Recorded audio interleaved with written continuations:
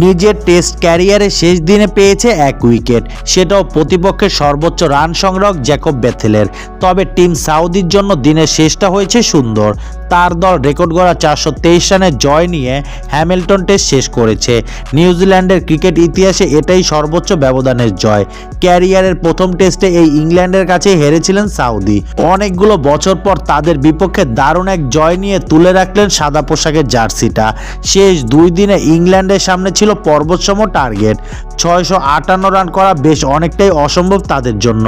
বিশেষ করে অধিনায়ক বেন স্টোক যখন নেই তখন কাজ খানিকটা কঠিন। আগের দিন বেন ডাকেটকে বোল্ড করে নিউজিল্যান্ডের প্রথম উইকেট এনে দিয়েছিলেন সাউদি। শেষ দিনে পেয়েছেন জ্যাকব বেথেলের উইকেট।